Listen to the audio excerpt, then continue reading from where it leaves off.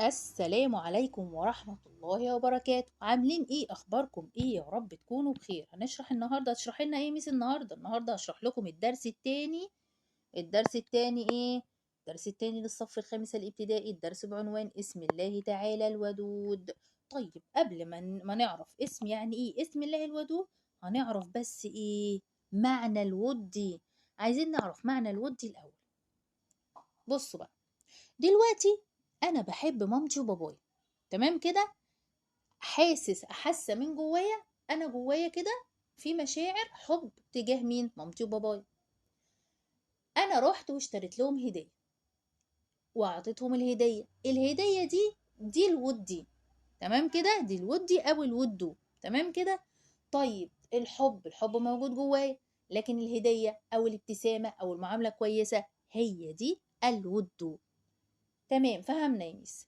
الود هو الفعل الجميل الناتج عن الحب، عن الشعور بالحب. أيوة، الود هو فعل. طب الفعل ده ناتج عن إيه؟ الفعل دوت جالي ليه؟ عشان أنا بحب مين؟ بحب مامتي وبابايا أو أصحابي. ناتج عن إيه؟ عن الشعور بالحب. زي ما أنا بدي مامتي وبابايا هدية. كمان تمام كده. تمام يا ميس. طب إيه الفرق ما بين الحب والود؟ إحنا عرفناها تقريبا، إحنا عرفناها.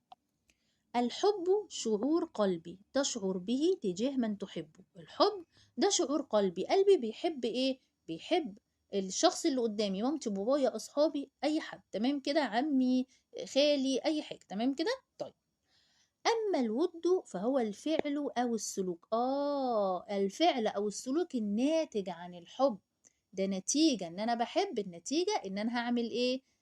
هعمل ايه؟ هود اللي قدامي اللي هو الود، تمام كده. طيب فإن كنت تحب شخصا فمشاعرك تجاهه إيه؟ الحب، وابتسامتك في وجهه الود. عرفنا كده؟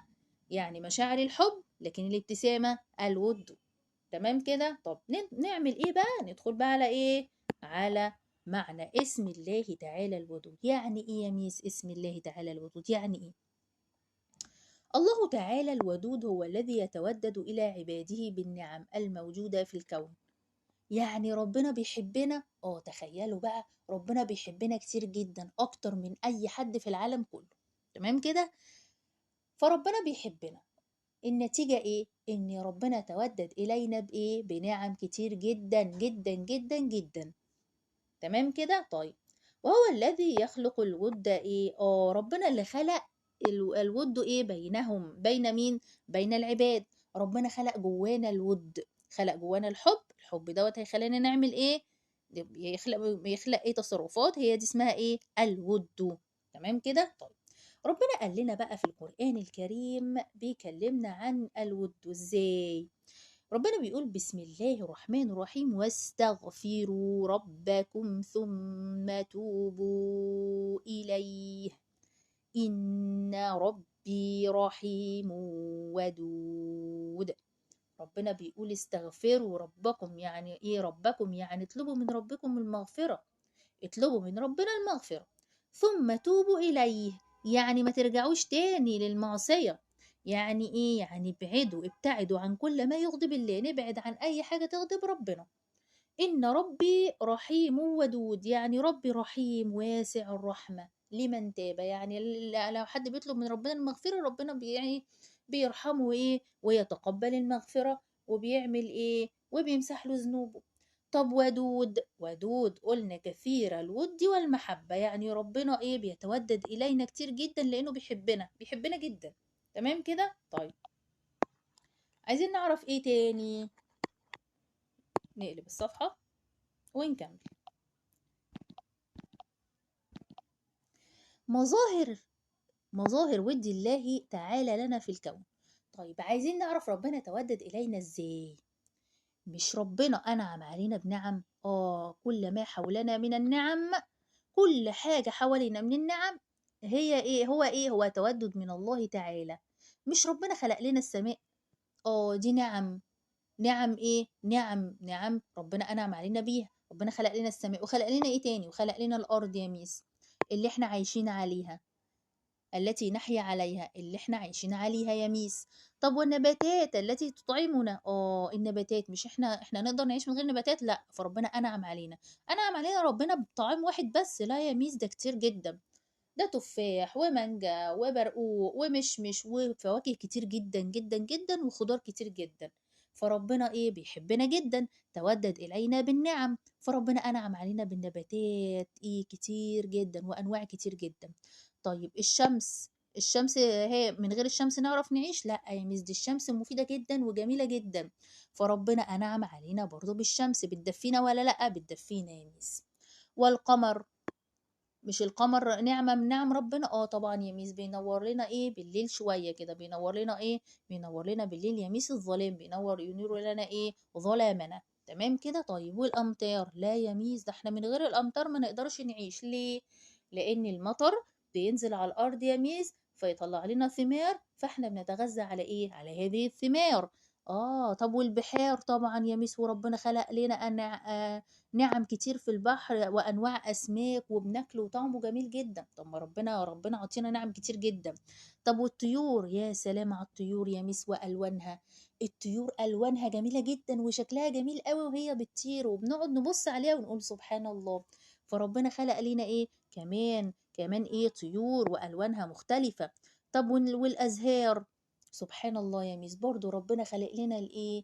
الازهار الوانها جميله ومختلفه. وكل يميس ما ابص على الازهار دي بحس بسعاده، وبحس ان انا ايه؟ ان انا بقيت افضل. يبقى كمان ربنا ايه؟ خلق لنا الحاجات اللي تخلينا سعداء، مش بس الاكل والميه بس، لا، ده ربنا خلق لنا الحاجات اللي تخلينا احنا مبسوطين في حياتنا. كل دي نعم ربنا بيتودد الينا ايه؟ بهذه النعم. المفروض نعمل ايه؟ المفروض نعمل احنا نشكر ربنا يا ميس، نحمد ربنا على النعم اللي ربنا انعم علينا بيها. طب ايه رأيكم؟ ربنا انعم علينا بنعم، المفروض احنا مننا نعمل ايه؟ نحمد ربنا على النعم، ونبعد عن كل حاجة تغضب ربنا، ونحاول ان احنا نرضي ربنا زي ما ربنا انعم علينا بنعم. ربنا بيحبنا جدا، فاحنا نحب ربنا جدا. طب لما احنا نحب ربنا هنتودد لربنا ازاي؟ ان احنا يا ميس نطيع ربنا، ونبعد عن اي حاجة تغضب ربنا. تمام كده. طيب ربنا بقى قال لنا على مظاهر ايه؟ مظاهر الود في الآية الكريمة دي. بسم الله الرحمن الرحيم. الله الذي خلق السماوات والأرض وأنزل من السماء ماء فأخرج به من الثمرات رزقا لكم، وسخر لكم الفلك لتجري في البحر بأمره، وسخر لكم الأنهار، وسخر لكم الشمس والقمر دائبين، وسخر لكم الليل والنهار. الله الذي خلق السماوات والأرض، ربنا خلق السماوات والأرض. السماء ربنا أنزل من السماء إيه؟ ماء. لما ربنا أنزل من السماء ماء أنزلها على الأرض يا ميس. طيب أخرج به إيه؟ الأرض يا ميس خرجت لنا ثمار. ده رزق لينا ولا لأ؟ ده رزق لينا ونعمة لينا نحمد ربنا عليها. طب وسخر لكم الفلك دي السفن اللي بتمشي في الإيه؟ في البحر. طب ربنا سخر لنا الفلك يا ميس. الفلك دي مش الفلك اللي هي السفن، مش بتبقى فيها بضائع لينا؟ صح كده. يا ميس، بنحمل بضائع بتنفعنا جدا، صح كده. طيب ومش السفن دي كمان بيصطادوا السمك ويجيبوا لنا السمك ناكله؟ طبعا يا ميس. يبقى دي نعم ولا لا؟ نعم يا ميس طبعا. وسخر لكم الانهار، مش الانهار دي بنشرب منها؟ يا ميس بنشرب. طيب وسخر لكم الشمس والقمر دائبين، مش ربنا سخر لنا كمان الشمس بتنفعنا يا ميس جدا؟ والقمر طبعا يا ميس بينور لنا. طب وسخر لكم الليل والنهار، ربنا سخر لنا الليل علشان نرتاح فيه من ايه؟ من تعب الايه؟ النهار. لان احنا في النهار بنعمل ايه؟ بنعمل يميز. كل انسان بيبحث عن رزقه في النهار، ويجي بالليل بقى يرتاح. فربنا خلق لنا ايه؟ النعم. طيب وحثنا رسولنا الكريم ايضا على حب الله تعالى ووده، فقال أحب الله لما يغذوكم من نعمه. يعني إيه يغذوكم؟ يعني يعطيكم بكرمه، ربنا بيدينا وكريم جدا، يعني نحب ربنا، ربنا هيدينا نعم كتير جدا. آخر حاجة بقى، آخر حاجة إيه؟ كن ودودا مع الخلق كما كان الخالق ودودا معك. لازم نعمل ايه؟ نكون ايه؟ نتودد الى ايه؟ الخلق زي ما ربنا بيتودد الينا. طب نعمل ايه يا ميس؟ نعمل ايه عشان ايه؟ نتودد الى ايه؟ الى الخلق. نعمل ايه؟ اول حاجه القاء السلام والتبسم للناس. يعني ما ينفعش نعدي كده على الناس ما نقول لهمش السلام عليكم، لا نعدي ونقول السلام عليكم. ده بنتودد اليهم بكده طبعا. والتبسم للناس. ليه نمشي مكشرين؟ ما نمشي واحنا مبسوطين كده، مش هقول نضحك واحنا ماشيين، نبتسم. طب تاني حاجة مساعدة الأهل في أعمال المنزل وإعداد الطعام.